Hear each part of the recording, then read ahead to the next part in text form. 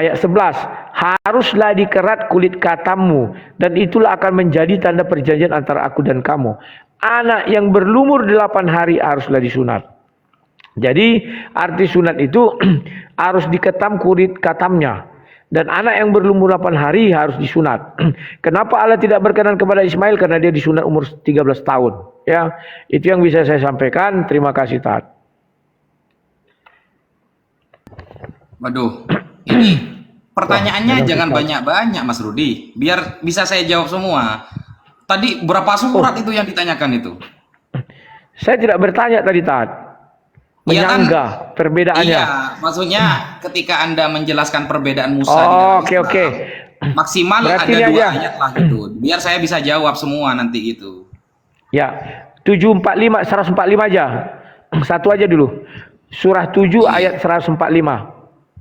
Catat, Tat. Ya. Yuk. Surah 7, 145 ya.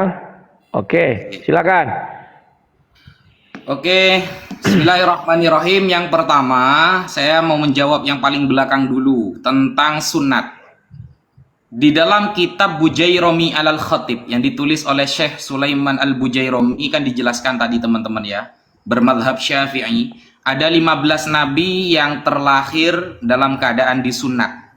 Salah satunya Nabi Musa alaihissalam. Ketika saya mengatakan bahwa itu dibenarkan oleh orang Yahudi, di sini Mas Rudi Yohanes, Yahudi mana katanya? Apa definisi sunat itu? Lah, perjanjian lama ini kan kitabnya orang Yahudi, Mas Rudi. Jadi lucu ketika Yahudi sendiri memahami seperti itu, Mas Rudi yang menyanggah. Ini saya kasih data. Saya kasih data, Mas Rudi ya.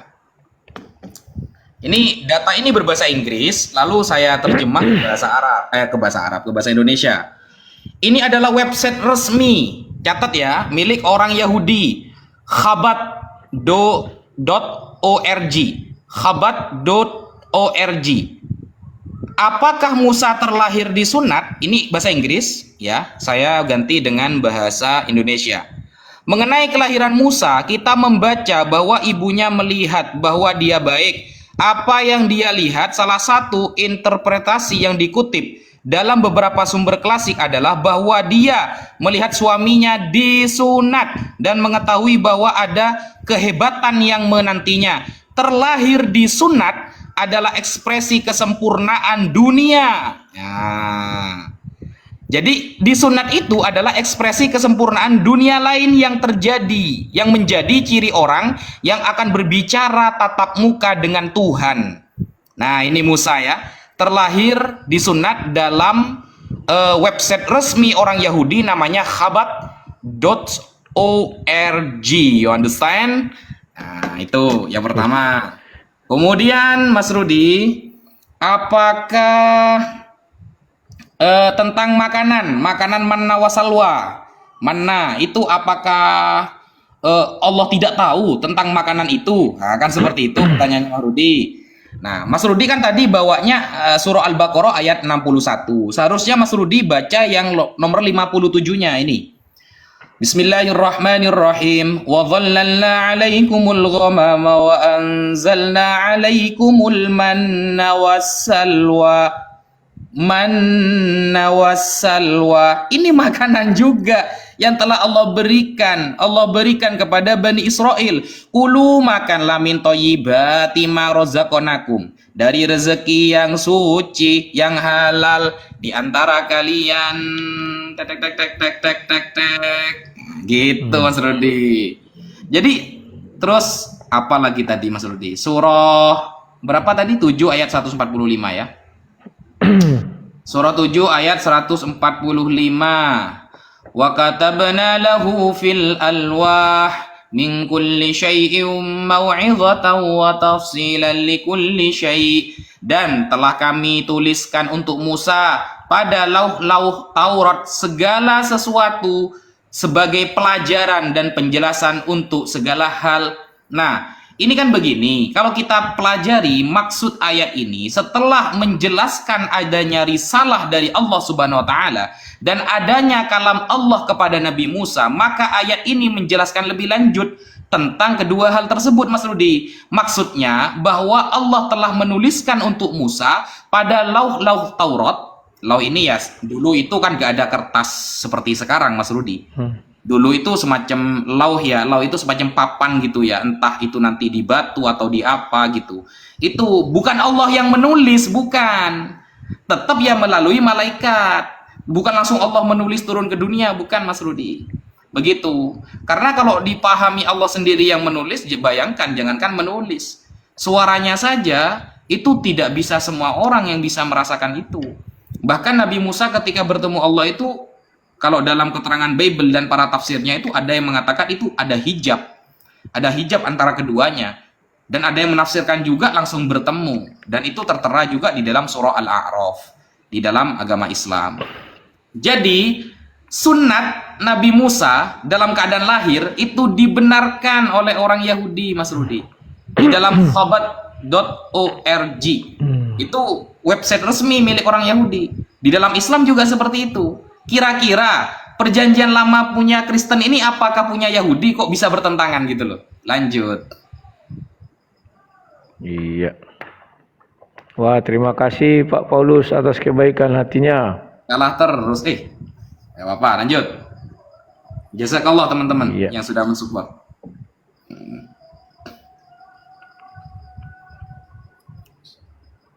Oke.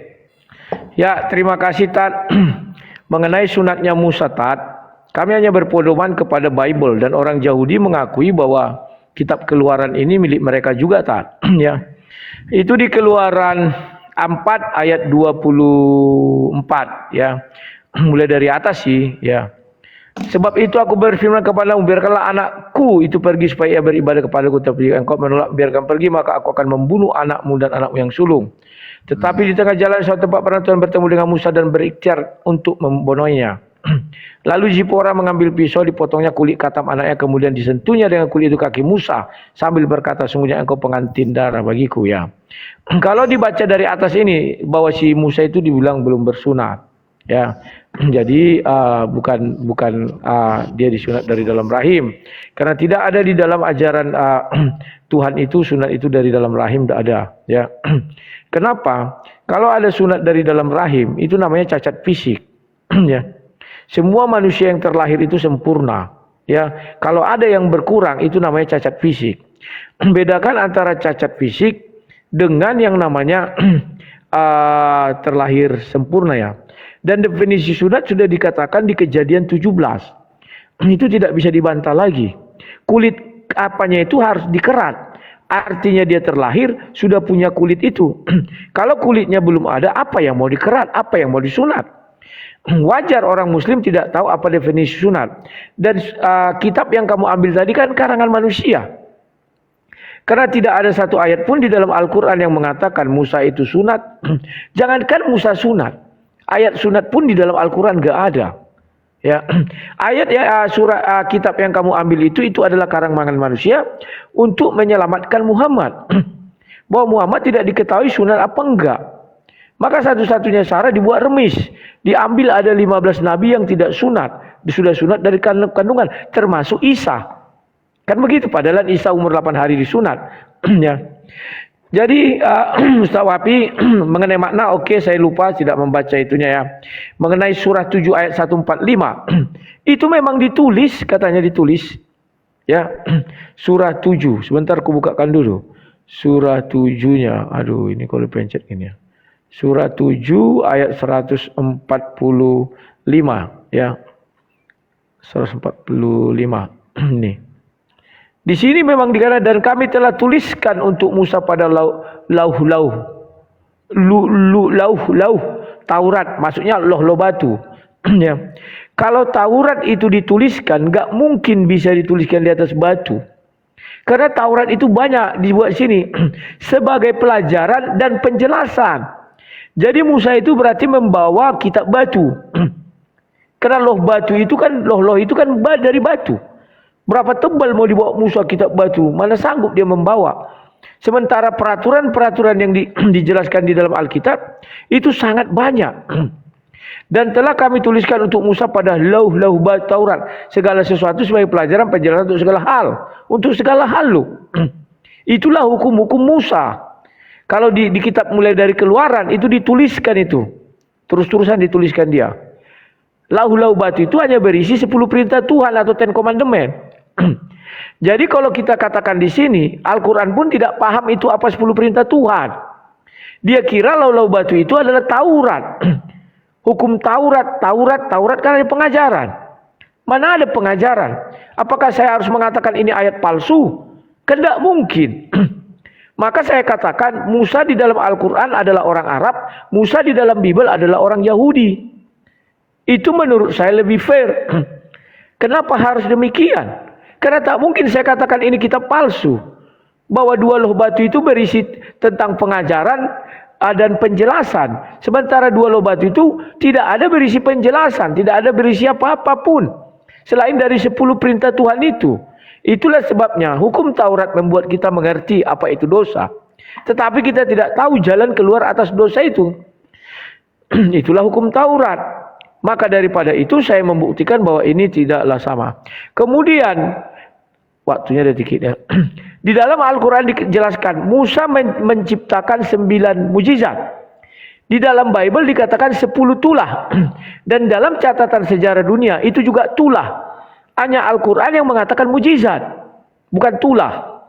9 mujizat Musa. Sementara di dalam Bible 10 tulah. Beda ya? Ya, silakan. Terima kasih Pak Paulus atas kebaikan hatinya sehingga saya tidak dipermalukan, karena tadi siang saya dipermalukan habis-habisan. Ya. Kalah terus ini, nggak apa-apa. Silakan.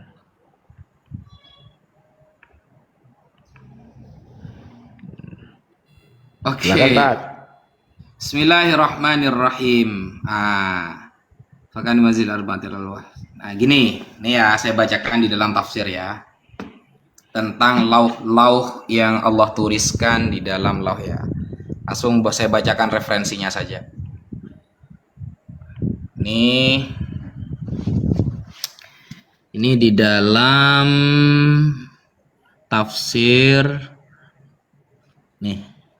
Di dalam tafsir At-Tahrir wa Tanwir yang ditulis oleh Imam Ibnu Ashur.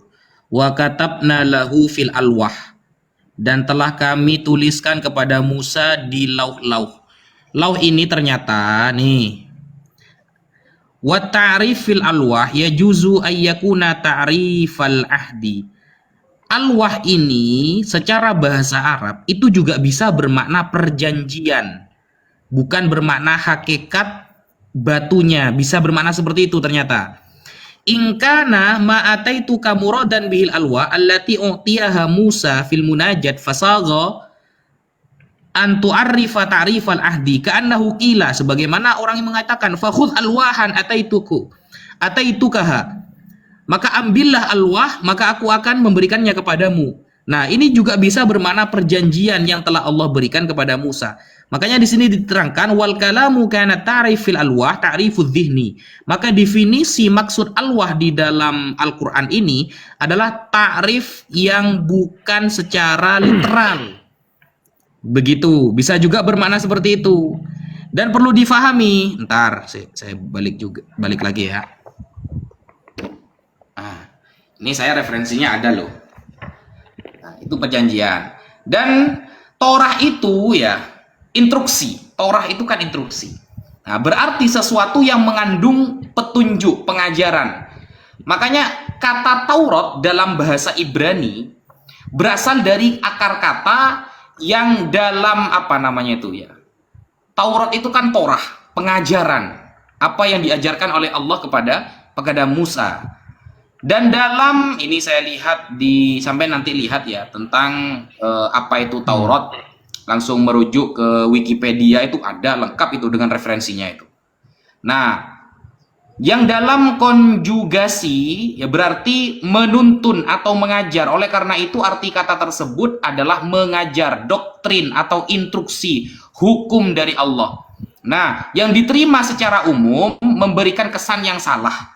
Nah, Hukum yang diterima secara umum memberikan kesan yang salah. Orang Yahudi Alexandria yang menerjemahkan Septuaginta menggunakan kata Yunani nomos yang berarti norma, standar, doktrin, atau bisa bermakna hukum. Jadi betul di dalam tafsir tadi, ini secara keyahudian ya. Secara keyahudian telah membenarkan tafsir yang saya sampaikan tadi, Mas Rudi.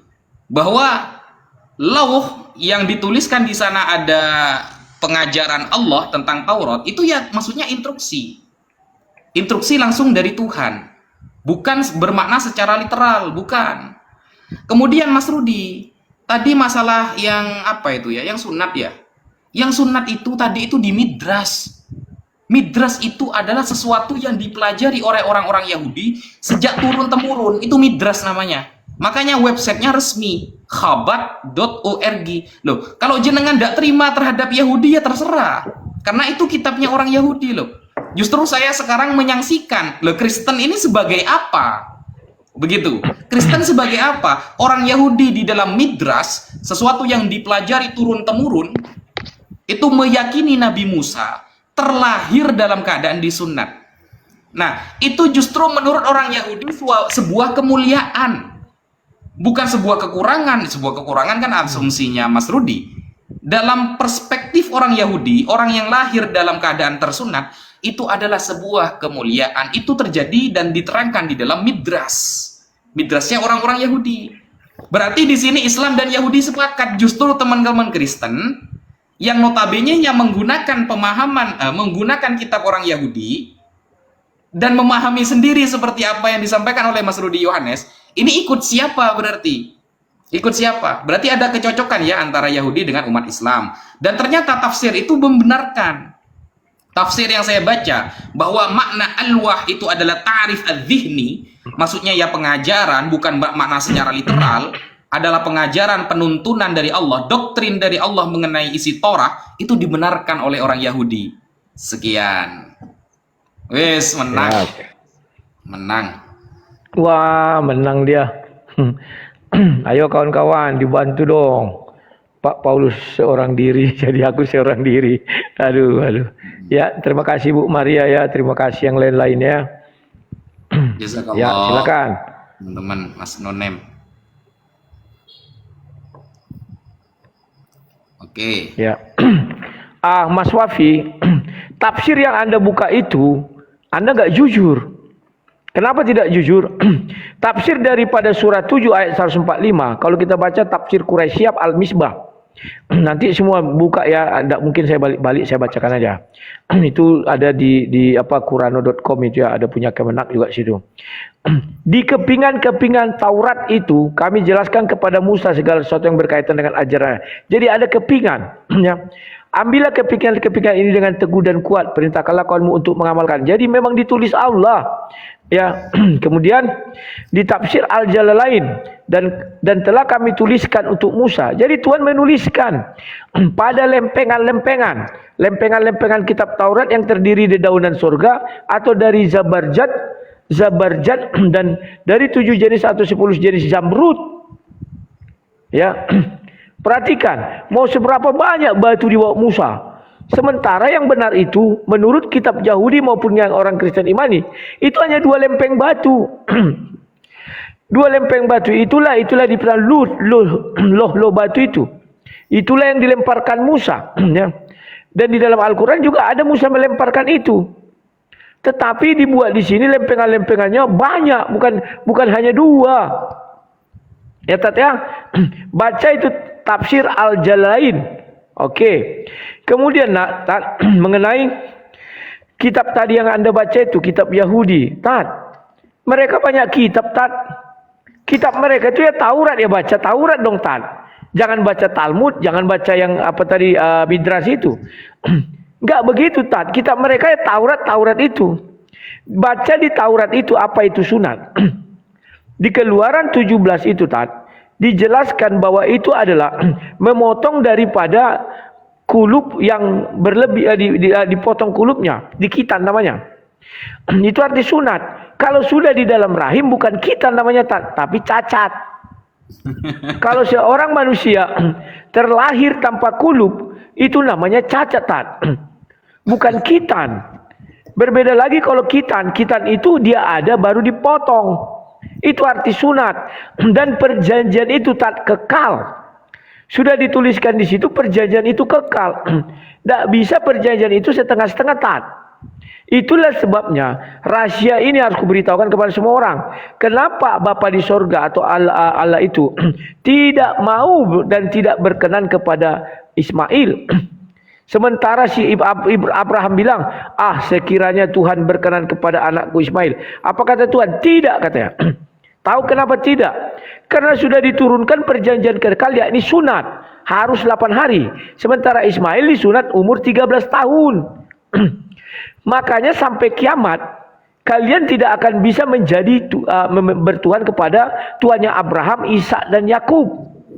Andai kata Ismail disunat umur 8 hari, percayalah Tat, bahwa Ismail itu berkenan di hadapan Tuhan. Tapi karena dia disunat umur 13 tahun, dia tidak berkenan di hadapan Tuhan. Karena ayat itu berkata itu perjanjian kekal, bukan perjanjian ecek-ecek. Nah, kemudian tulah. Bedakan antara di dalam Al-Quran tidak dikenal tulah. Di dalam Bible dikenal 10 tulah. Di dalam Al-Quran dikatakan mujizat.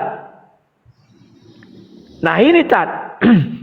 Coba cari di dalam Al-Quran, ada nggak Musa membuat 10 tulah? Nggak ada itu. Nggak ada yang ada buat mujizat. Mujizat dengan tulah itu sudah dua hal yang berbeda Tat. Nggak bisa disamakan. Ya, jadi Tat, ini sangat menarik, apalagi kalau kita berbicara tentang siapa yang mengasuh Musa. Apakah putrinya ataukah istri Fir'aun? Ya, tolong bukakan dari Al-Quran. Siapa yang mengasuh Musa ketika dia bayi? Silakan Tat. Belum lagi, ada 37 menit lagi. Sebentar. Sebentar ya Tat ya. Ini agak goyang putar-putar.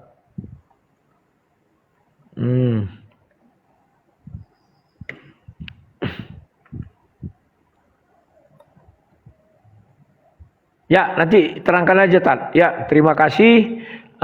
Waktunya sudah mau habis juga, tanggung kalau untuk kubahas. Ustadz lagi baru habis itu saya.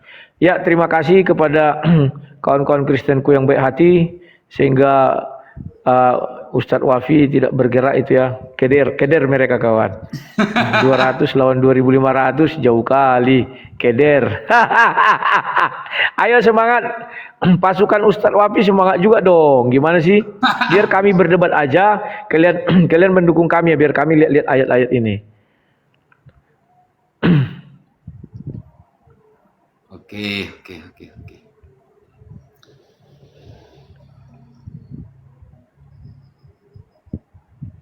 Udah siap Tat? Kupencet aja nanti setuju aja kalau sudah siap. Oke, lanjut silakan. Oke, yang pertama Mas Rudi ya. Di dalam khabat tadi ya, justru dijelaskan juga di dalam Midras ya. Itu dijelaskan juga bahwa Nabi Adam itu juga terlahir dalam keadaan tersunat. Justru jika Mas Rudi memaksakan ini di khabat ya. Harus sunat harus 8 hari. Nah, siapakah yang menyunat Adam? Ayo.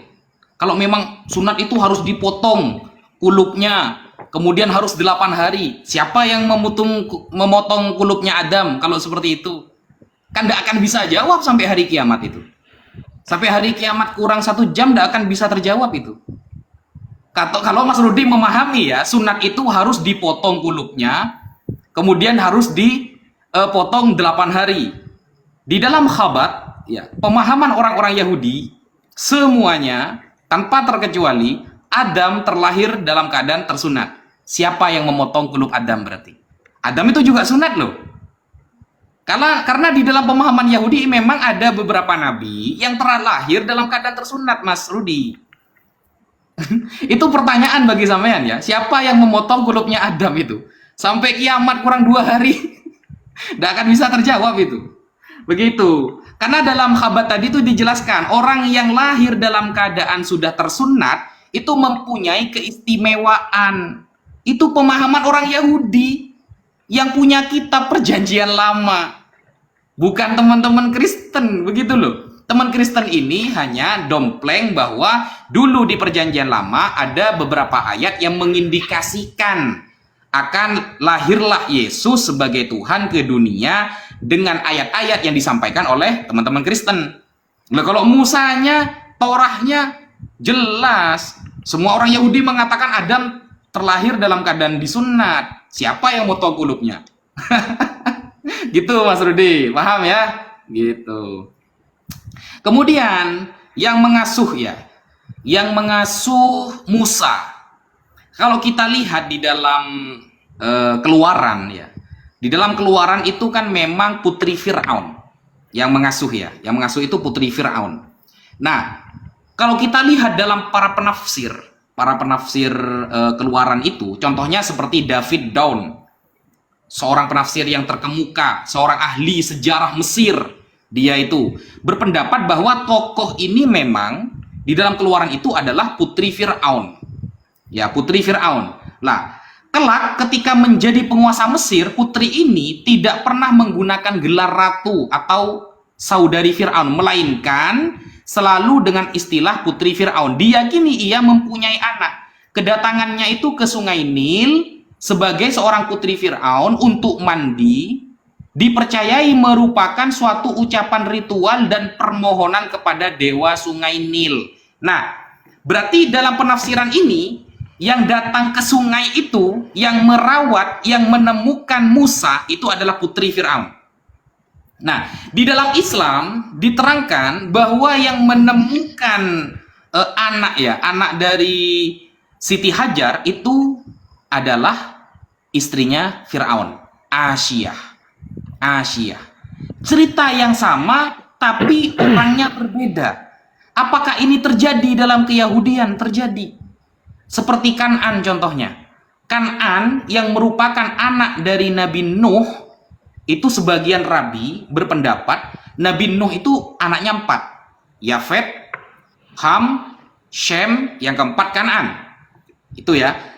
Kemudian rabi Yahudi yang lain berbeda pendapat bahwa Kan'an ini adalah anaknya Ham, ada anak dari Ham. Berarti Nuh itu punya 3 anak, Yafet, Ham, Shem. Anaknya Ham namanya Kan'an. Nah, hal seperti itu memang lumrah di dalam sejarah. Ada perbedaan perspektif. Yahudi sendiri berbeda masalah Kan'an ini. Apakah anak atau cucunya Nuh? Nah, ini kata siapa? Bukan kata saya, tapi kata penafsir ahli di kalangan orang-orang Yahudi, begitu loh. Jadi gak bisa kemudian Mas Rudi langsung menjustifikasi ini yang benar, ini yang salah.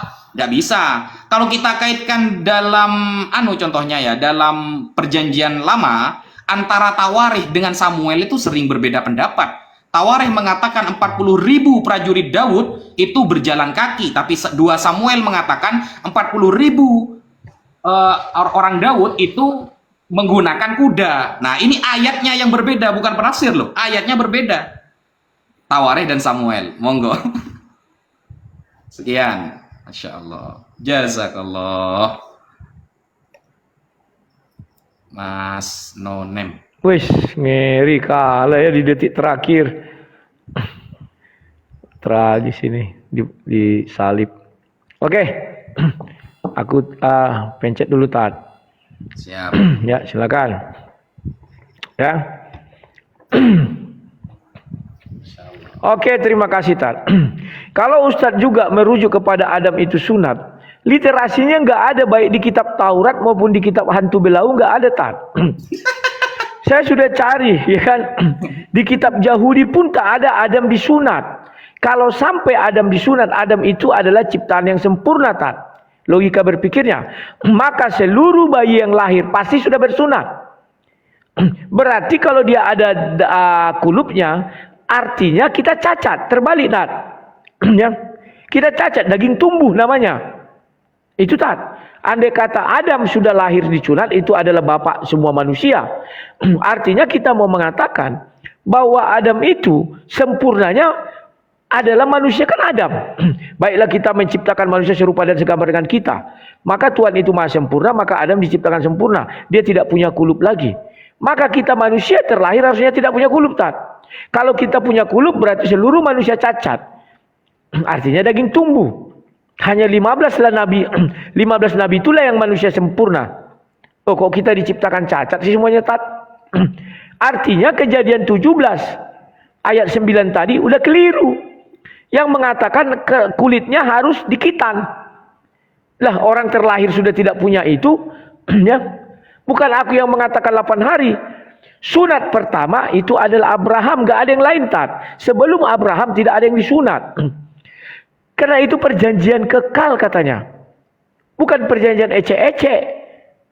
Kalau sudah disuruh surah umur 8 hari itu perjanjian kekal. Oke.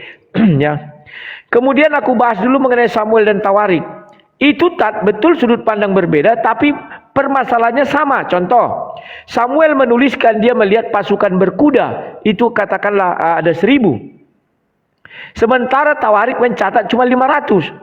Samuel mencatat orang yang di atas kuda perang itu kan ada 2 orang. Satu kusir, satu pemanah atau pedang atau bawa tombak. 2 orang dihitungnya. 500 itu pasukan kuda. Kalau Tawarik melihat kudanya doang. Jadi di atas kuda itu ada 22 orang kali 500 jadi 1000. Itu Samuel. Kalau Tawarik kudanya dihitung karena pasukan kuda 500. Kalau ini sudah berbeda, Tat. Ya. Yang satu dirawat anak, yang satu dirawat istri. Itu sudah 2 orang yang berbeda, Tat. Kemudian coba buka surat 17 ayat 101. Di situ dikatakan begini, Tat. Dan sungguh kami telah memberikan kepada Musa 9 mujizat yang nyata, maka tanyakanlah kepada Bani Israel. Ketika Musa datang kepada mereka, lalu Fir'aun berkata kepadanya, wahai Musa, sesungguhnya aku benar-benar menduga engkau terkena sihir. Kalau mujizat itu, Tat, itu sesuatu yang membawa kehidupan, kebahagiaan, kesejahteraan. Tapi kalau tulah itu hukuman, kesengsaraan. Ya. Jadi sudah beda, Tat. Musa tidak pernah memberikan hukuman kepada Fir'aun di dalam Al-Quran. Kenapa? Karena Musa tidak pernah diangkat menjadi Allah bagi Fir'aun. Sementara di dalam Bible dia diangkat menjadi Allah. Pahami dulu ayatnya jelas. Keluaran 7 ayat 1. Cuman dia bagi Fir'aun aja, bukan pencipta langit dan bumi dikatakan. Jadi Tuhan bisa mengangkat orang untuk dijadikannya Tuhan. Kemudian Kan'an dan Nuh nanti bahasan lain, Tat. Ya, Kan'an itu kan anaknya Nuh. Kalau di kami kan Sem, Ham, Yafet. Kemudian yang lainnya, Tat. Surah 5 ayat 21. Di mana dikatakan Musa sampai ke tanah Palestina. Sejak kapan Musa sampai ke tanah Palestina? Sementara di dalam Bible dikatakan dia sampai Gunung Moab. Ketika mau menyeberang Laut Merah, Tat. Jadi itu sudah 2 hal yang berbeda. Tidak bisa kau satukan, Tat. Maka daripada itu, kesimpulan saya Musa di dalam Al-Quran itu milik orang Arab. Musa di dalam Bible itu miliknya orang Yahudi yang asli. Jadi berbeda. Yang di dalam Al-Quran, biarkan saja milik orang Arab. Musa Arab, ada. Maka dia bertemu dengan Nabi. Ada Nabi ya, aduh lupa aku. Musa kan di zaman Musa ada 2 Nabi. Bukan hanya Musa saja. Dia bertemu dengan Nabi satu lagi itu. Sementara di zaman kami, Nabi yang apa itu adalah Harun. Ya, terima kasih, Tat. Wah, kalah kita, bro. Kok lemas ya? Sesi ini lemas aku. Timku lemas, tim. Jazakallah Mas Nonem, jazakallah khairan katsira wa Oke.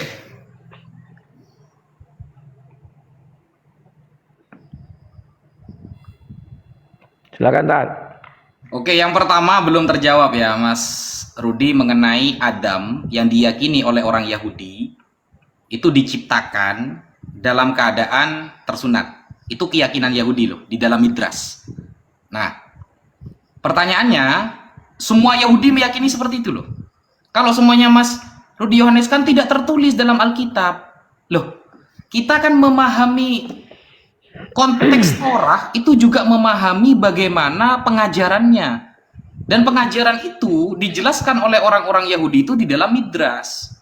Kita tidak bisa langsung, karena tidak semuanya disebutkan dalam Torah. Kalau semuanya harus disebutkan dalam Torah, ngawur. Tidak semuanya. Begitu. Lalu kalau memang Anda, ketika orang Yahudi mengatakan orang yang terlahir atau diciptakan dalam keadaan sudah tersunat, itu merupakan cacat, kata Mas Rudi. Itu menurut Mas Rudi, boleh. Tapi menurut orang Yahudi ternyata tidak. Itu merupakan keistimewaan. Cari orang Yahudi yang benar-benar memahami Midras secara benar, memahami pengajaran Yahudi secara benar. Dia mengatakan bahwa orang yang terlahir dalam keadaan tersunat itu dalam keadaan cacat. Ada nggak? Nah, begitu. Seharusnya Mas Rudi cari pembandingnya itu. Ini loh, menurut orang Yahudi, ternyata Adam tidak disunat. Nah, boleh. Karena Mas Rudi itu sudah mengaitkan orang yang disunat itu harus dipotong kulupnya dan di hari ke-8. Dan ada nggak yang memotong kulupnya? Siapa itu? Nabi Adam. Siapa yang memotong kulupnya itu? Kemudian Mas Rudi, begini. Kita jelaskan, kita ambil dari Galatia dulu ya. Galatia 3 nomor 10 Mas Rudi. Di Galatia 3 nomor 10 itu dijelaskan begini. Karena semua orang yang hidup dari pekerjaan hukum Taurat ya, berada di bawah kutuk. Kan begitu ya. Nah, sebab ada tertulis, terkutuklah orang yang tidak setia melakukan segala sesuatu yang tertulis dalam kitab hukum Taurat. Nah, sejak kapan Musa mengatakan bahwa Taurat yang diterima ya, yang diterima oleh Musa melalui malaikat adalah sebuah kutukan? Sejak kapan? Ada nggak tertulis? Dalam Galatia 3 nomor 10 dikatakan, sebab ada tertulis, terkutuklah orang yang tidak setia melakukan segala sesuatu yang tertulis dalam kitab hukum Taurat. Nah, pertanyaannya, sejak kapan Musa mengatakan bahwa Taurat yang diterima melalui Musa, diterima oleh Musa melalui malaikat adalah sebuah kutukan? Ada nggak keterangannya? Saya tunggu sampai saya ulang tahun.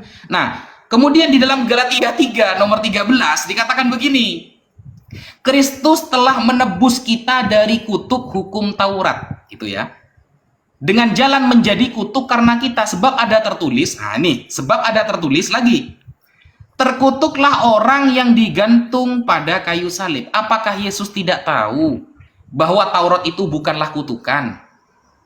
Di mana keterangannya bahwa Taurat ini dikaitkan dengan kutukan? Ini tidak sinkron ini.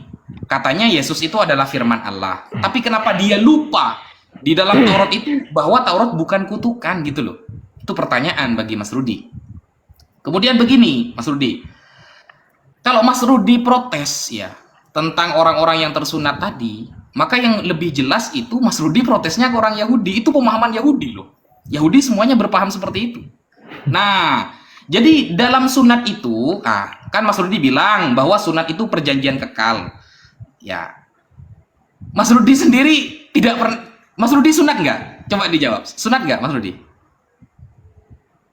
Nanti aku jawab. Terus. Oke.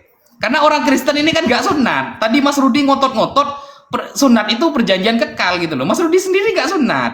Bukan Mas Rudi ya, mungkin Mas Rudi sunat mungkin, nggak tahu ya. Tapi orang Kristen rata-rata nggak sunat. Padahal tadi sudah jelas mengatakan sunat itu perjanjian kekal, gitu. Jadi kan repot. Dalam Kejadian 17 nomor 14, hukumnya mati bagi yang nggak sunat. Ingat ya, hukumnya mati bagi yang nggak sunat. Begitu Mas Rudi. Nah, kemudian tadi mengenai Nabi Musa, apakah pernah sampai ke Palestina? Kalau istilah Palestina dulu udah ada, Mas Rudi. Dulu itu namanya tanah Kan'an. Maka bahasnya kita itu tanah Kan'an. Kalau tanah Kan'an jelas Nabi Musa pernah sampai. Di dalam surah Al-Maidah ayat ke-21 jelas itu. Sekian. Siap. Waduh. Alah. Jazakallah teman-teman yang sudah support. Terima kasih Pak Paulus. Ya, Tatya. Sip. Oke. Tat. Kita lanjutkan ya, Tat. Midras. Midras itu bukan kitab suci loh, Tat. Itu adalah cara penafsiran, ya. Cerita atau mempelajari atau meneliti atau penafsiran Tat. Sama dengan kalau kau baca kitabnya siapa yang siapa namanya tadi itu ya, Jalalain ya, atau yang ini nih si Ibnu Katsir. Itu kitab karangan manusia loh Tat, bukan karangan Tuhan.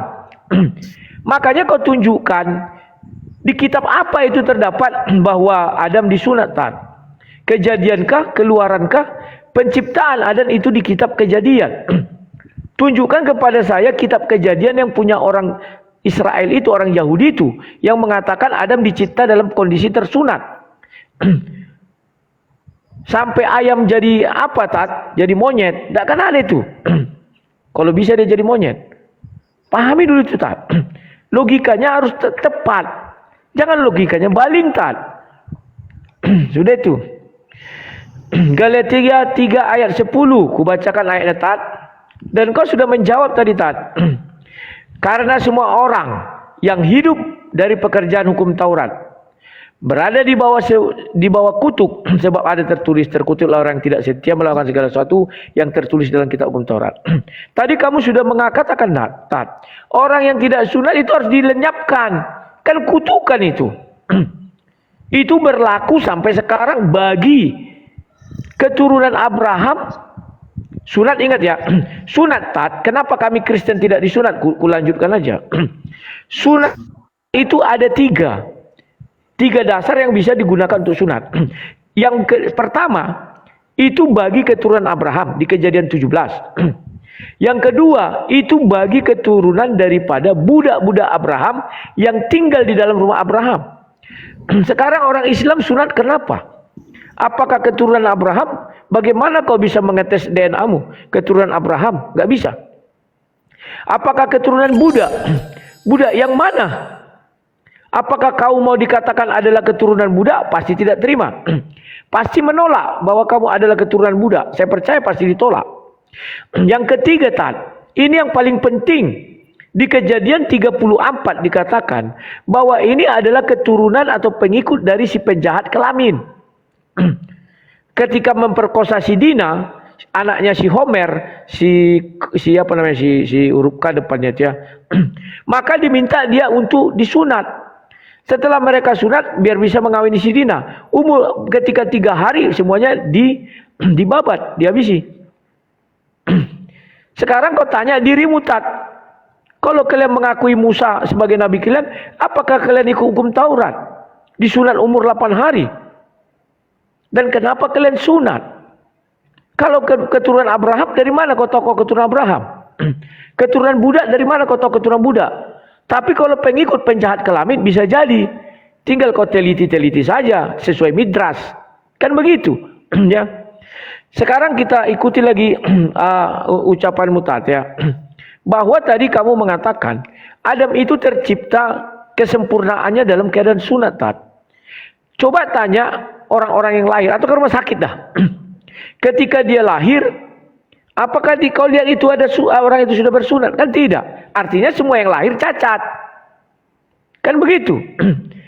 Yang tidak cacat manusia sempurna menurut Islam hanya ada 15 yang sudah disunat dari lahir. Semua manusia itu terlahir cacat semua, memiliki daging tumbuh. Mana yang kau pilih? Bahwa Adam itu belum disunat. Kalau sampai Adam sudah disunat Tat, Kejadian 17 tidak akan diucapkan Tuhan Tat. Bahwa aku akan mengadakan perjanjian kekal. Itulah sebabnya pengikut Ismail tidak berkenan di hadapan Tuhan. Kenapa? Islam mengatakan mereka pengikut Ismail. Mereka disunat sembarangan. Ada yang umur 10 tahun, ada yang umur 3 tahun, 5 tahun, macam-macam. Gak ada yang umur 8 hari. Makanya Tuhan tidak berkenan. Baca Kejadian 17. Kenapa Tuhan tidak berkenan? Karena si Ismail disunat umur 13 tahun. Gak bisa dia masuk ke dalam perjanjian itu Tat. Jadi hukum Taurat itu memang ada kutuk di dalamnya. Siapa yang menghujat Tuhan disalib, dilempari. Terima kasih Tat. Wow, terima kasih Pak Paulus. Masya Allah, jazakallah Mas Nanem, Masya Allah, jazakallah sanal jaza. Ini jedor kamu setelah ini ya, jedor jenengan setelah ini. Ya. Mantap. Halo. Oke.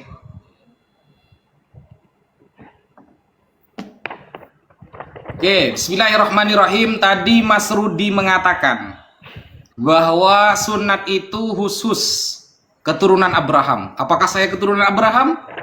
Nah, kan begitu kan? Kita buktikan dengan kitabnya Mas Rudi sendiri. Oke. Ini Mas Rudi ya. Yehezkiel 44 ayat 9. Yehezkiel 44 ayat 9. Oleh sebab itu beginilah firman Tuhan Allah. Tidak seorang pun dari orang-orang asing yang hatinya dan dagingnya tidak bersunat boleh masuk dalam tempat kudusku. Ya, setiap orang asing yang ada di tengah-tengah orang Israel, jediar selamat datang di kebenaran. Seorang pun, tidak seorang pun. Ya, berarti bukan khusus untuk keturunan Abraham, gitu Mas Rudi. Itu yang pertama. Nah, makanya kenapa di dalam Islam diwajibkan untuk bersunnah. Tapi sunnah di hari ke-8. Para ulama itu memang ikhtalafa fil furu'. Memang para nabi itu ikhtalafu fil furu'. Memang berbeda-beda dalam syariat cabang-cabangnya, tapi dalam usulut tauhid, dalam hal-hal yang pokok mentauhidkan Allah, mereka sama. Begitu. Di ajaran kita sunat wajib. Nah, tetapi tidak harus di 8 hari. Itu sunnah. Apakah ada ayatnya di dalam Al-Quran? Bisa dilihat bahwa Al-Quran secara tegas mengatakan anittabi' millata Ibrahim hanifa. Nabi Muhammad diperintahkan oleh Allah untuk mengikuti milah Abraham yang hanif. Salah satu ajaran Allah kepada Nabi Ibrahim tertulis dalam surah Al-Baqarah ayat 124. Di sana begini. Gimana itu sudah ya? Lupa saya ayatnya malah. Al-Baqarah 124. Al-Baqarah 124.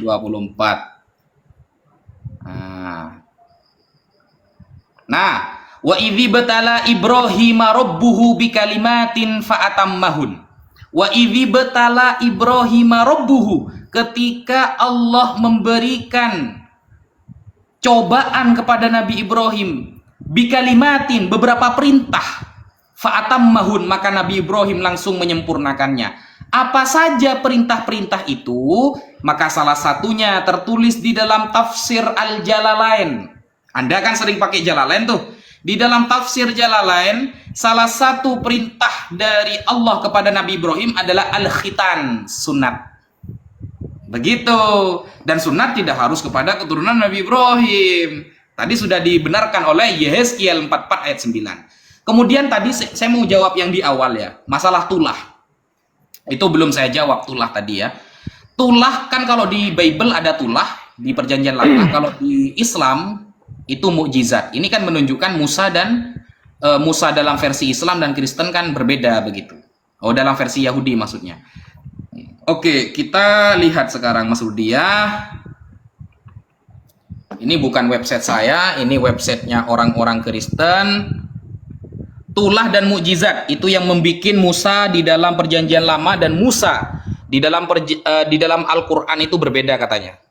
Coba Mas Rudi buka di dalam Alkitab Sabda, keterangan tentang Keluaran 5 nomor 21, Keluaran 7 nomor 10 dan Keluaran 7 nomor 20. Ini lihat ya, perhatikan ini ya. Ini. Tulah-tulah itu merupakan tanda-tanda dan mukjizat-mukjizat. Jediar selamat datang di kebenaran. Ini website Alkitab Sabda milik orang Kristen, bahwa tulah-tulah itu merupakan tanda-tanda dan mukjizat-mukjizat untuk menunjukkan kepada Mesir. Jadi tulah sama mukjizat itu podo ae. Iku somo sojo, sama saja. Begitu saudaraku. Itu kata siapa? Kata website Alkitab Sabda, website resmi milik orang Kristen. Gitu. Jadi nggak bisa dibeda-bedakan, nggak bisa gitu. Makanya kita harus teliti dalam membaca dan menelaah beberapa referensi dalam agama kita masing-masing agar tidak blunder nantinya. Mungkin itu yang bisa saya sampaikan, Mas Budi. Sekian. Terima kasih. Ya, wis. Datang anak singa, mengaum dia. Masya Allah. Terima kasih orang-orang Kristen yang baik hati.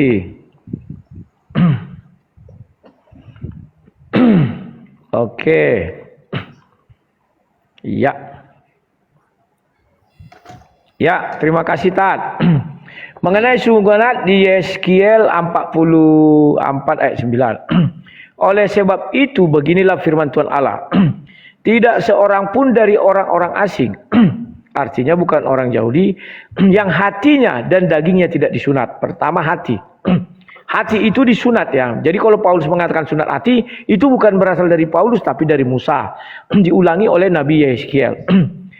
Dan dagingnya tidak bersunat, itulah baru dikitan. Boleh masuk ke tempat kudusku. Ya, setiap orang asing yang ada di tengah-tengah orang Israel.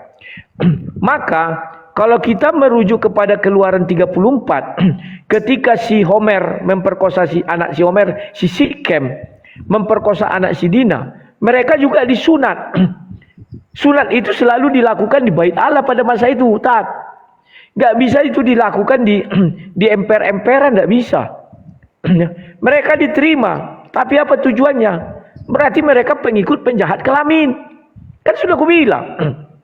Orang bersunat kalau hanya untuk masuk, masuk. Tapi dia pengikut penjahat kelamin. Dan dia tidak menerima janji Tuhan yang kekal. Karena tidak disunat umur 8 hari. Ismail lah, pengikut Ismail lah mereka. Karena dia tidak disunat umur 8 hari, maka Ismail diusir, Tat. Gak bisa Ismail tinggal di dalam naungan Tuhan. Kita baca Kejadian 17 itu, Tat. Sudah si Abraham sampai mengeluh. Dia sampai berkata begini. Bentar ya. Ayat 18. Dan Abraham berkata kepada Allah, sekiranya Ismail diperkenankan hidup di hadapanmu, katanya. Tetapi Allah berfirman, tidak. Melainkan istrimu Sarah yang melahirkan anak laki-laki bagimu. Kenapa dia tidak berkenan sama Ismail? Karena umurnya sudah 13 tahun. Dia tidak bisa lagi masuk dalam perjanjian kekal. Karena firman Allah itu adalah kekal adanya, Tat. Gak bisa dimundur-mundurkan. Gak bisa ditambah-tambah, dikurang-kurang. Begitu dikatakannya ini adalah perjanjian kekal, bahwa umur 8 hari harus disunat. Itu kekal. Saya bisa sunat, bisa, Tat. Tetapi saya tidak bisa menjadi anak perjanjian kekal antara Abraham dengan Bapa di surga, itu gak bisa. Saya gak bisa. Maka dari itu kami dilakukanlah sunat hati, seperti yang diajarkan oleh Musa juga. Sunatlah hatimu. Maka Rasul Paulus mengatakan sunat hati juga, bukan sunat daging. Kenapa kami diizinkan tidak bersunat? Karena Rasul Paulus berkata apa? Jikalau ada satu Tuhan yang sama, baik orang yang bersunat maupun tidak bersunat diselamatkan oleh karena iman. Siapa yang tidak bersunat diselamatkan karena iman? Henok. Henok contoh orang yang tidak bersunat diselamatkan oleh karena iman. Elia contoh orang yang bersunat diselamatkan karena iman juga. Itulah sebabnya kami tidak sunat, tidak masalah. Tapi kalau kami mau sunat bisa, Dad. Tapi kami tidak mau beralasan-alasan agama. Kalau kami beralasan-alasan agama, artinya kami pengikut si Sikem, anak si Homer, yakni penjahat kelamin. Ya, tukang perkosa. Dia tukang perkosa dia. Nah, kemudian tafsir Al-Jalail mengenai sunat, Tat. Kok kamu bilang buku tafsir bisa mengalahkan firman Tuhan, Tat? Saya belum tahu itu. Yang benar itu, tafsirkan ada dulu ayatnya di Quran, baru ditafsir. Ini ayatnya tidak ada di Quran, ujuk-ujuk langsung ditafsir. Ibrahim itu tidak pernah disunat. Gak ada ayatnya, Tat. Tapi di hadis kok ada. Makanya aku bilang hadis ini sering bertentangan dengan Al-Quran. Oh, enggak melengkapi. Oke. Dari mana Nabi Muhammad tahu bahwa Ismail itu disunat? Ibrahim disunat. Dari mana Nabi Muhammad tahu Ibrahim disunat? Nggak ada jalannya. Nggak ada di dalam hadis yang kau baca itu. Tidak ada dijelaskan apakah dia baca dari kitab terdahulu, ataukah bermimpi, ataukah wahyu. Nggak ada. Pahami dulu itu, Tat.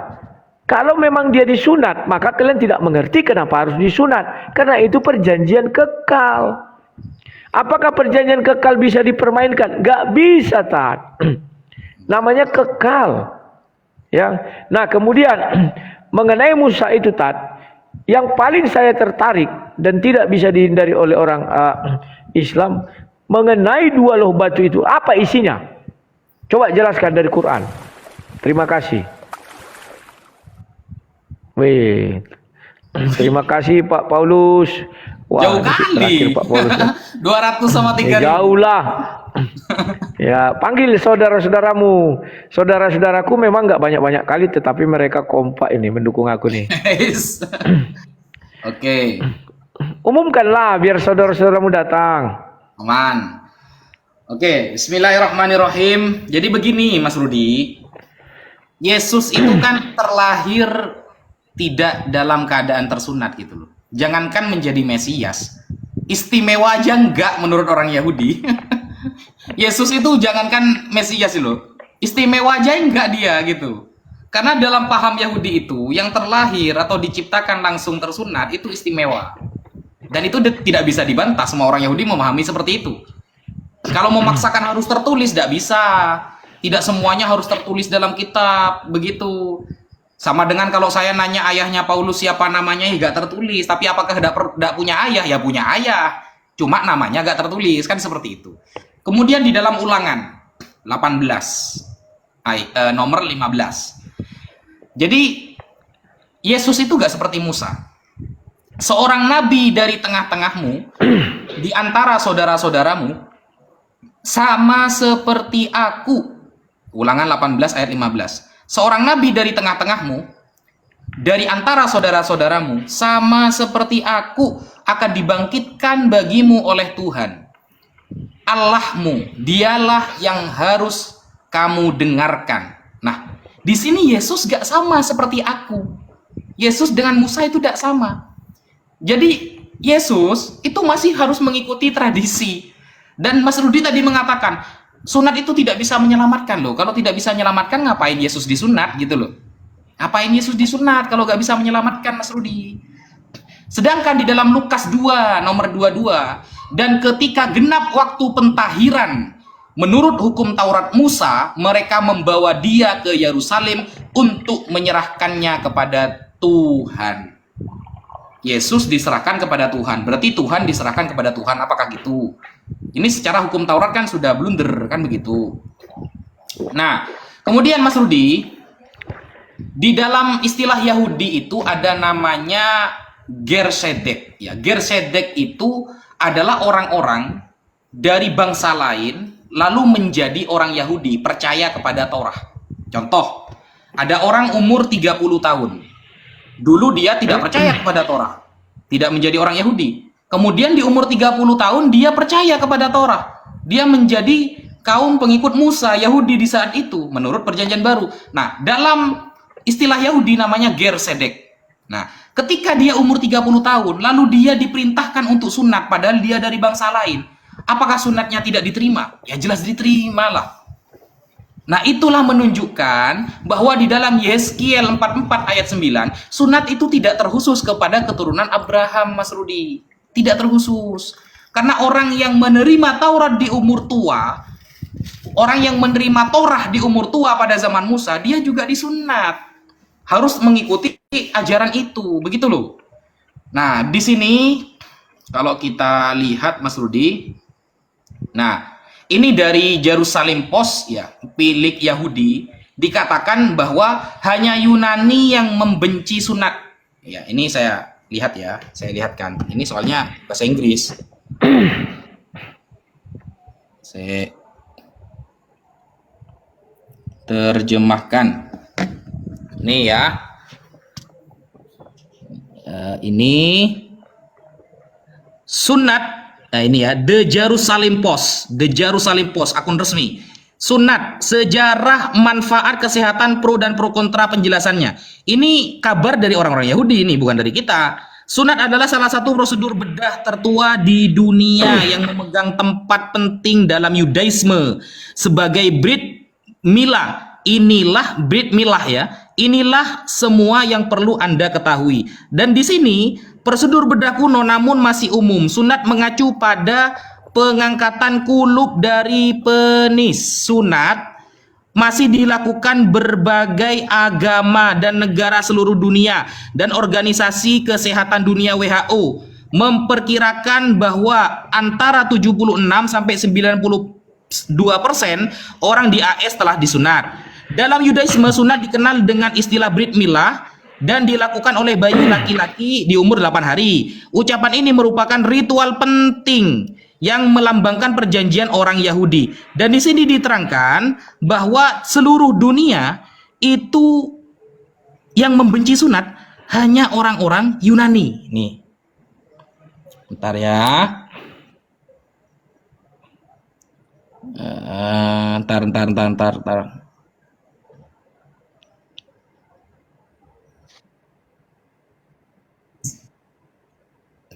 Nih ya. Namun hal yang juga disepakati secara luas dan baik secara catatan Alkitab maupun bukti kontemporer bahwa orang Yunani membenci sunat. Dan seni Yunani menekankan kemurnian bentuk manusia dan memasukkannya kulup pada laki-laki. Wah, sudah selesai ini. Jadi hanya orang Yunani yang benci kepada sunat, Mas Yudi. Mungkin sampai ada data pembanding bahwa selain Yunani ada yang benci kepada sunat. Masya Allah. Hanya orang Yunani yang benci kepada sunat. Ingat ya. Kalau ada data pembanding, monggo. Wis menang, Masya Allah. Jazakallah teman-teman. Kanal jaza. Oke, terima kasih. Mari kita semangat kawan. Ya. Pertama, aku mulai dari belakang dulu. Aku lihat lucu lihat kau Tat. Gak ngerti kau apa yang kau ucapkan Tat. Itu kau bilang Yahudi Pos, surat kabar. Yang kedua, kamu mengatakan bahwa sunat itu bedah tertua. Dan kamu bacakan definisinya adalah kulupnya itu ditarik dan dipotong. Lah kalau di dalam rahim sudah buntung, itu bukan namanya sunat Tat. Kamu aja sudah mendefinisikan tadi dan mengakui itulah definisi sunat. Bahwa kulupnya itu kulitnya dibedah, ditarik. Lah di dalam rahim siapa yang membedah? Apa ujuk-ujuk datang ke dalam rahim malaikat membedah? Terus dagingnya dibuat kemana Tat? Jadi bahwa Ustadz tidak bisa membedakan cacat lahir dengan sunat. Ya. Sebenarnya beda tertua itu kalau kita mau baca Bible itu bukan itu Tat. Tetapi ketika Adam dibuat tertidur dan dibedah rusuknya, diambil tulang rusuknya, dia diambil dagingnya. Ya. Di dalam catatan sejarah Alkitab, bedah tertua yaitu. Tetapi lucu kali Ustadz mendefinisikan sunat itu apa, tapi nggak ngerti. Malah orang cacat dibilang sudah sunat. Aduh. Kemudian mengenai Ulangan 18 ayat 15. Seorang nabi dari kamu, dari antara saudaramu, sama seperti aku, akan dibangkitkan Tuhan bagimu oleh Tuhan Allahmu. Dia yang harus kamu dengarkan. Apa kesamaan Yesus dengan Musa? Keluaran 7 ayat 1, kamu sudah tahu Tat, bahwa Musa itu adalah Allah. Titik. Ada enggak manusia di muka bumi yang dikatakan Allah? Enggak ada, hanya Musa. Satu lagi siapa? Yesus. Firman bersama-sama dengan Allah, maka firman itu adalah Allah. Enggak ada Tat, enggak merujuk kepada siapa-siapa itu. Itu hanya merujuk kepada Yesus. Karena hanya dialah Allah itu sendiri. Aku dan Bapa adalah satu. Sama dengan Musa diangkat menjadi Allah. Itu kata kunci yang nggak bisa disama-samakan dengan siapapun. Kemudian, kalau tidak sunat sama dengan tidak istimewa, tidak tertulis. Bukan begitu, Tat. Kau berbicara bahwa Adam itu disunat. Itu harus tertulis. Kenapa tertulis? Karena menyangkut kejadian 17. Bahwa sunat itu perjanjian kekal. Bukan perjanjian ecek-ecek Tat. Kekal. Ya. Kemudian sunat tidak menyelamatkan. Kalau kau baca Kejadian 17 bukan dikatakan selamat, Tat. Perjanjian kekal bahwa aku adalah Tuhanmu katanya. Bahwa engkau akan melahirkan raja-raja besar memimpin dunia ini. Nah itu, Tat. Itu maksud ayat itu. Maka si Ismail karena sunat juga tapi umur 13 diberi juga dia. Tetapi si Ismail tidak bisa menuhankan Allah itu, maka tidak ada ayat dikatakan aku adalah Allah Abraham, Allah Ismail. Gak ada, tidak berkenan dia. Ya. Yang ada aku adalah Allah Abraham, Allah Isa, Allah Yakub. Nah itu. Kemudian Yunani membenci sunat. Kenapa kamu bilang Yunani membenci sunat? Karena mereka enggak bersunat. Siapa bilang orang Yunani juga sekarang bersunat? Memang orang RRC bersunat? Kan kita nggak tahu mana ada di dalam ayat mereka itu bersunat. Memang orang Rusia bersunat? Kan tidak ada. Kecuali dia penganut agama Yahudi dan Kristen dan Islam. Kan begitu. Orang bersunat bukan berarti membenci sunat. Contoh kayak orang Kristen. Apakah orang Kristen bisa bersunat? Bisa. Tetapi tidak boleh membawa dalil agama, Tat.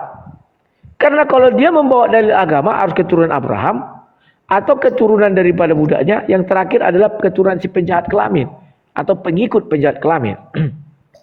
Kalau menurut agama. Tapi kalau menurut kesehatan silakan, agar bersih biar jangan kena ini kena itu, itu silakan. Nah, kenapa orang Kristen tidak sunat? Yang disunat hatinya, Tat. Kalau kami Kristen disunat hati.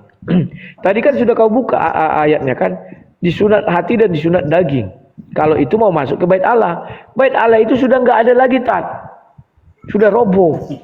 Maka kami tidak perlu pergi ke bait Allah itu. Karena sudah nggak ada lagi. Maka di perjanjian baru dikatakan diri kita inilah adalah bait Allah. Maka harus dijaga kekudusannya. Ya, itu yang bisa saya sampaikan, Tat. Terima kasih. Masih ada 8 detik lagi. Wah, cepatan kawan, jangan sampai kalah kita. 5, 3, 2, 1, gol. Terima kasih, Tat. Finish. Wih, senang. Aduh, detik terakhir. Shoot datang dia. Aduh. Detik terakhir. Aku masuk juga, tapi sudah tidak dihitung dia. Tunggu, Tat. Sebentar, Tat. Oke. Sebentar. Tunggu. Sebentar, aku tolak dulu ya. Sebentar. Sabar, Tat. Ini kok jadi lambat ya?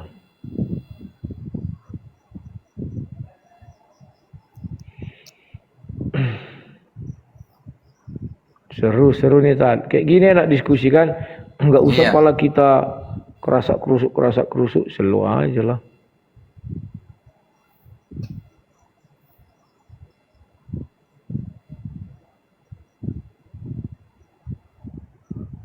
Iya. Sematkan. Ini sudah 1 jam Oke, setengah. silakan. Terus, hampir 2 jam ini. Satu putaran lagi ya. Oke. Ya, Ustadz sekali, aku sekali, baru nanti kita penutup ya.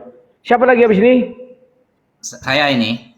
Dirimu mulai kan? Oke. Oke, silakan. Ya. Jadi ayatnya itu berbunyi begini, Mas Rudi. Oleh sebab itu beginilah firman Tuhan Allah. Oleh sebab itu beginilah firman Tuhan Allah. Tidak seorang pun dari orang-orang asing yang hatinya dan dagingnya,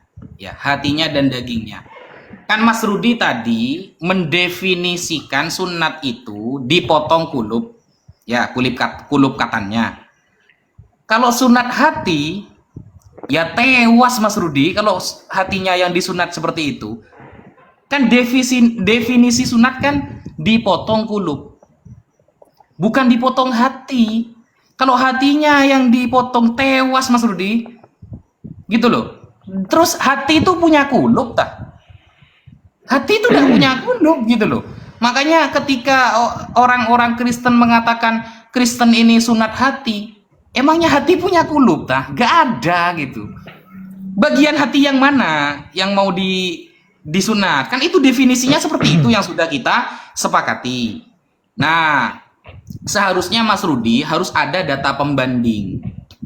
Kalau Mas Rudi itu tidak setuju, saya kan sudah membawakan data dari Yahudi. Seperti tadi Chabad.org itu dari Yahudi Midras. Kalau Mas Rudi hanya berdasarkan tidak tertulis dalam Alkitab, saya kira kurang ilmiah. Mungkin Mas Rudi punya data pembanding. Ada orang Yahudi terkenal, Rabi Yahudi yang mengatakan Musa dan Adam itu ternyata bukan lahir dalam keadaan tersunat. Kalau Adam kan bukan lahir ya, tercipta langsung kan begitu, tanpa ayah dan ibu. Itu tidak tersunat. Kalau Mas Rudi bisa mendatangkan itu, enak. Jadi fair gitu loh. Mas Rudi harus punya data pembanding. Saya sudah membawakan data dari orang-orang Yahudi, Adam dan Musa sejak kecil itu sudah tersunat. Gitu.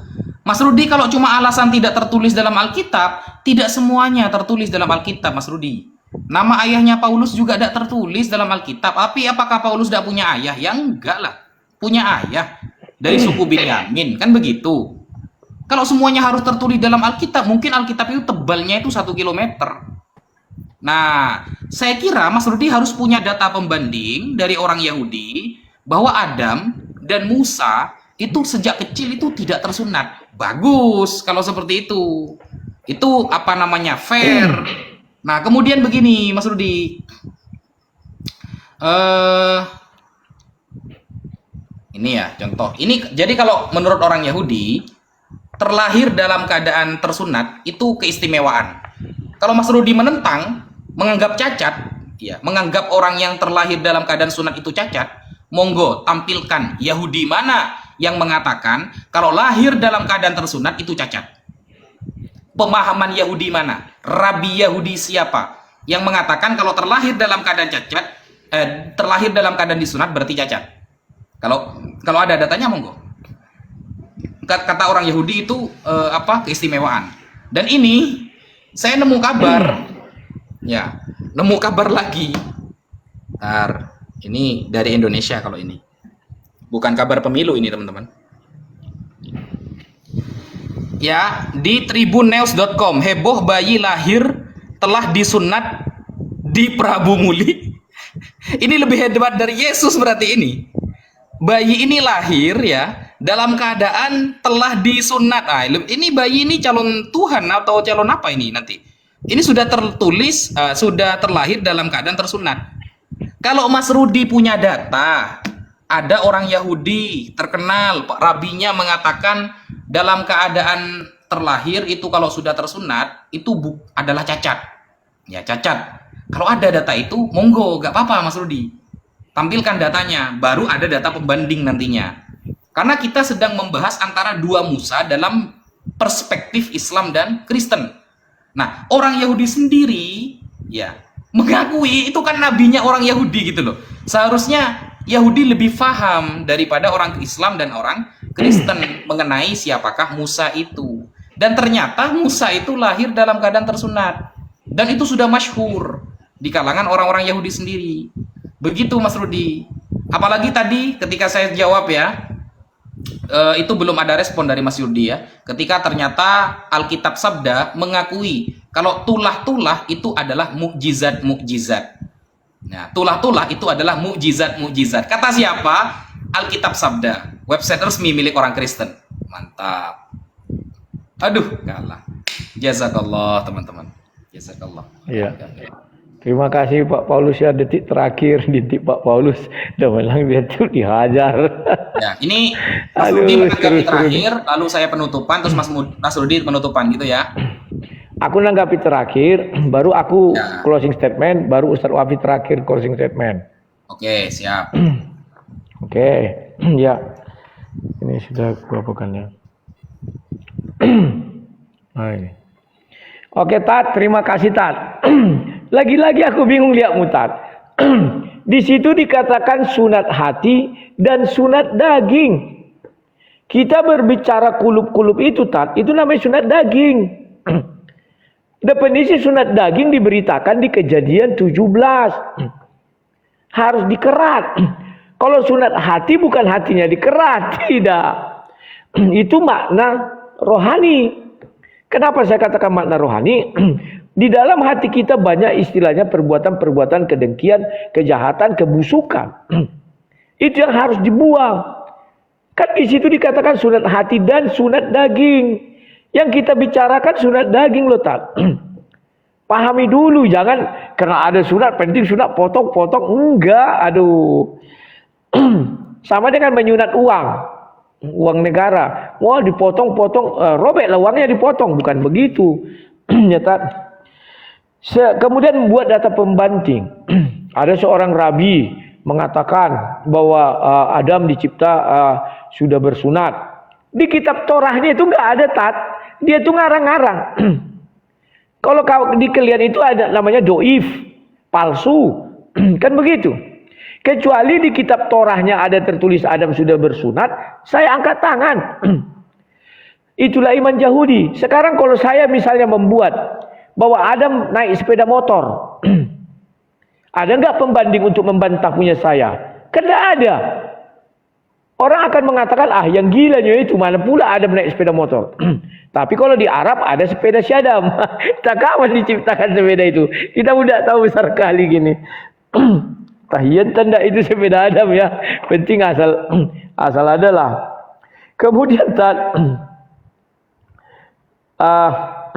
kamu mengambil sebuah berita bayi tidak disunat dan mengatakan, wah dia lebih hebat dari Yesus. Berarti dia titisan Muhammad dong.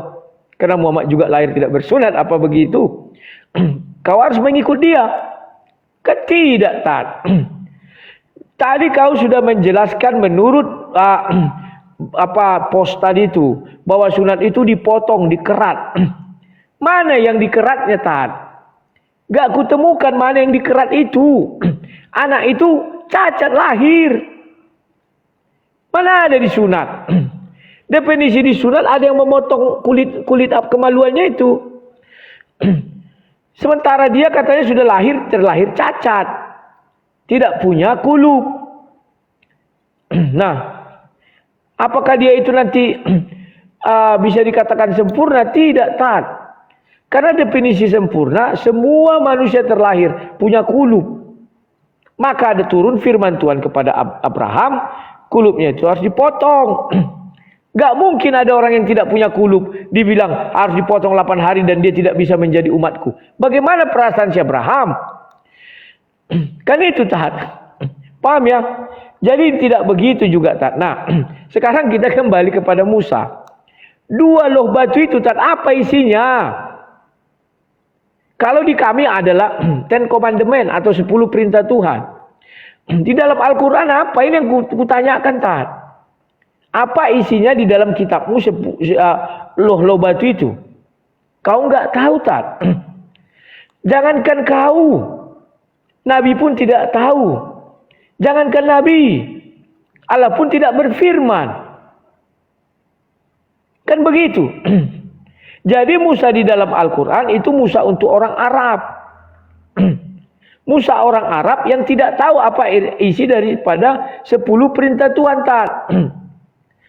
Itu harus kau pahami. Beda dengan yang di dalam Bible. Musanya berbeda lagi.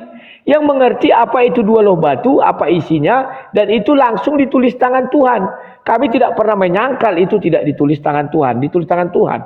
Karena isi ayat itu berkata demikian. Loh, Tuhan kami pandai baca tulis loh, Tat. Dia bisa menulis. Ya.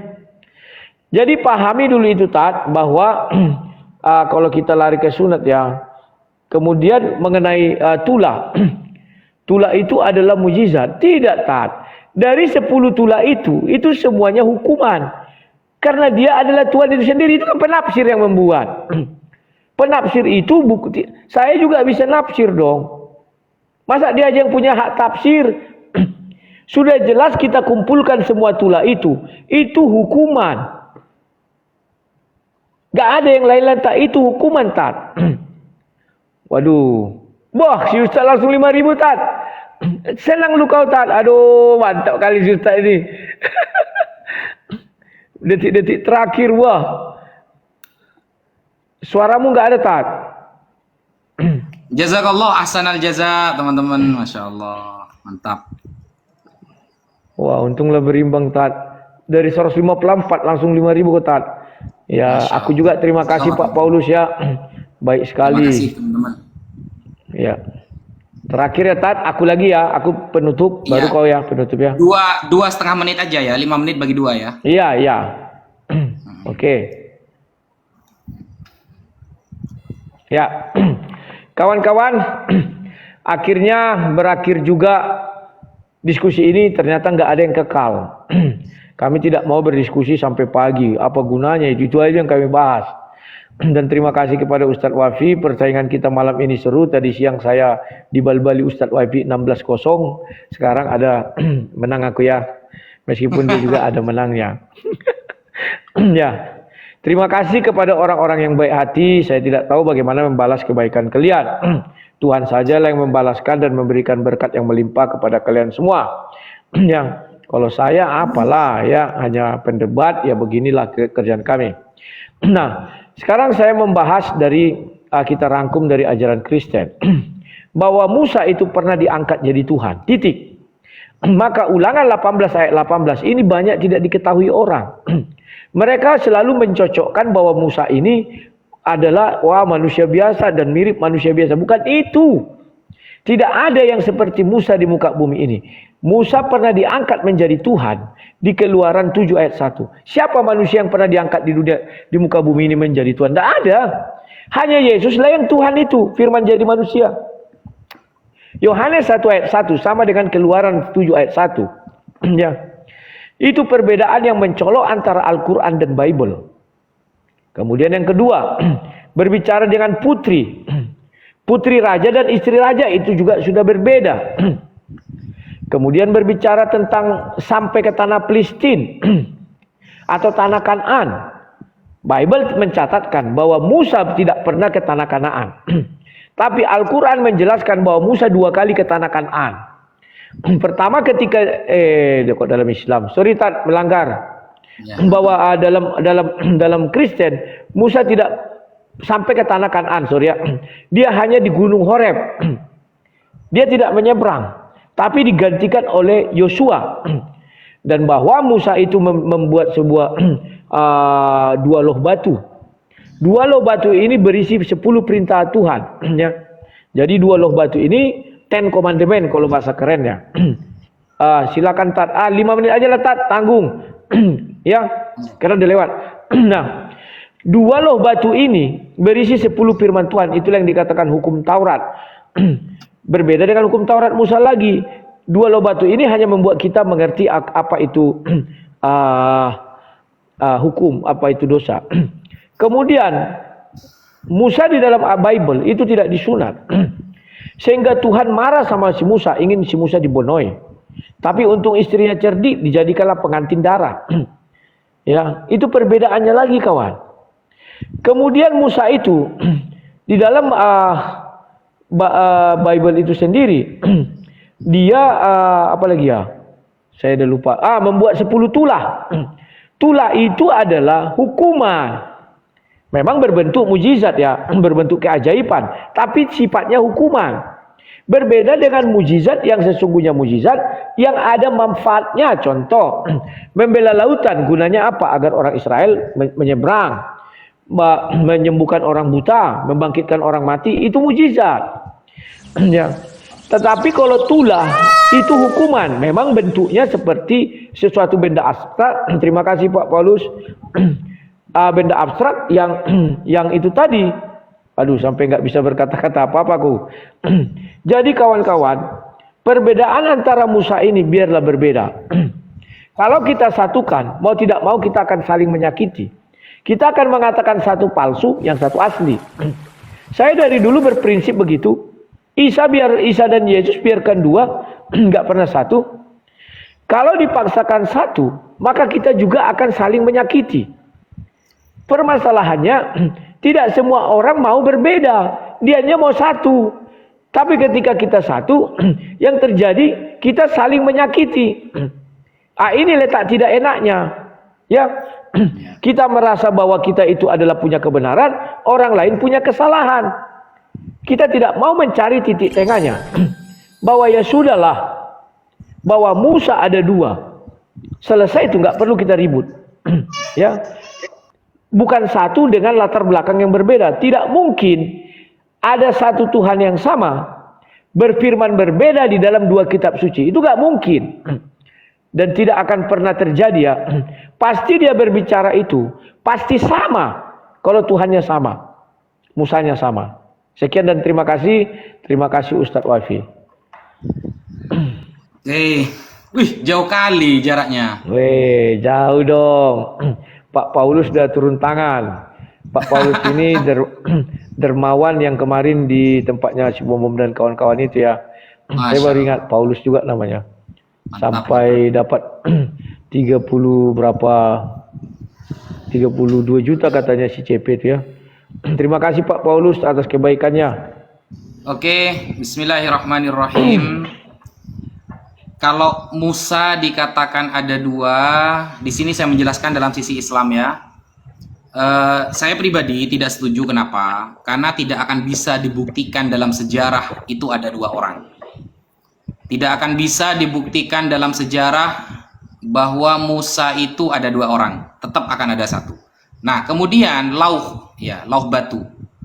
Lauh batu itu sudah saya terangkan barusan di dalam tafsir At-Tahrir wa Tanwir Imam Ibnu Asyur. Kalau Mas Rudi tadi membawakan tafsir Quraisy Shihab. Tafsir Quraisy Shihab itu yang perlu digarisbawahi teman-teman. Tafsir Quraisy Shihab itu ditulis rujukannya salah satunya kepada tafsir At-Tahrir wa Tanwir yang ditulis oleh Imam Ibnu Asyur. Berarti lebih otentik milik saya langsung tafsir Ibnu Asyurnya begitu. Nah, isinya apa? Isinya itu tentang al-ahdu, perjanjian, hukum Taurat antara Allah dengan Nabi Musa alaihi salam. Cuma memang beda penjelasannya dengan kalangan teman-teman Kristen. Hukum-hukum Taurat itu dijelaskan dalam Al-Quran. Satu, pertama, tidak boleh menyembah kepada selain Allah. Itu diterangkan dalam surah Al-Baqarah ayat 163. Wa ilahukum ilahu wahid la ilaha illa huwar rahmanur rahim. Dan Tuhan kamu adalah Tuhan yang Maha Esa, tidak ada Tuhan selain Dia, yang Maha Pengasih lagi Maha Penyayang.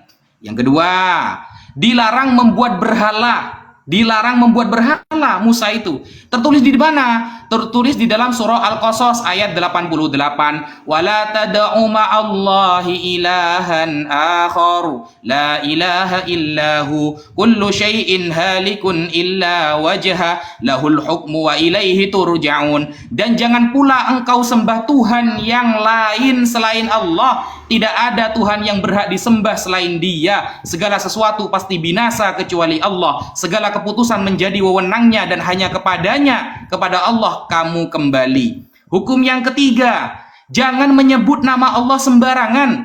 Tertulis di dalam mana? Di dalam surah Al-A'raf ayat 180.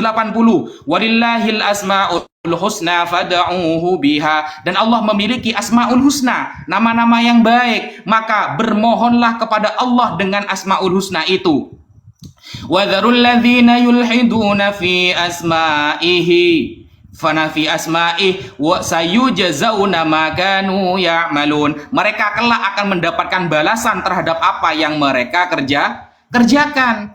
Itu tertulis. Kemudian hukum selanjutnya keempat, ya ayyuhalladzina amanu idza nudiya lis-salati min yaumil jumu'ah fas'au ila dzikrillah. Wahai orang-orang beriman, apabila telah diseru untuk melaksanakan sholat pada hari Jumat, maka segeralah kamu mengingat Allah dan tinggalkanlah jual beli. Jadi kalau di dalam Yahudi mengingat hari Sabtu, hari Sabat, maka di dalam Islam adalah hari Jumat. Kemudian yang kelima, hukum Taurat yang kelima, yaitu menghormati kedua orang tua. Tertulis di mana itu? Di dalam surah An-Nisa ayat ke-36. Wa'budullah wa la tusyriku bihi syai'a wa bil walidaini ihsana. Berbuat baik kepada kedua orang tua. Kemudian hukum Taurat yang ke-6 tertulis di dalam surah Al-Furqan ayat 68, yaitu tidak boleh kita membunuh sesama manusia. Ayatnya bagaimana? Walladzina la yad'una ma'allahi ilahan akhar wa la yaqtuluna an-nafsal lati harramallahu illa bil haqq. Tidak boleh saling membunuh manusia, tidak boleh. Kemudian hukum ke-8 dalam surah Al-Baqarah ayat 188, dilarang mencuri. Wala taqulu amwalakum bainakum bil batil. Tidak boleh kita mencampur adukan harta kita dengan kebatilan. Mencuri mencuri termasuk kebatilan, korupsi termasuk kebatilan, maka tidak boleh dilakukan. Hukum ke-9, jangan bersaksi dusta. Di dalam surah Al-Ahzab ayat ke-70, ya ayyuhalladzina amanu taqullaha wa qulu qawlan sadida. Berkatalah yang benar, jangan berbohong. Kemudian hukum ke-10 Taurat disebutkan di dalam Al-Quran surah An-Nisa ayat 54, am yahsudunan nasa ala ma atahumullahu min fadli faqad ataina ala Ibrahim al-kitaba wal hikmata wa atainahum mulkan azima. Bahwa tidak boleh iri dan dengki. Tidak boleh iri dan dengki. Seperti itu. 10 hukum Taurat disebutkan dalam Al-Quran. Jediar. Selamat datang di kebenaran. Wassalamualaikum warahmatullahi taala wabarakatuh.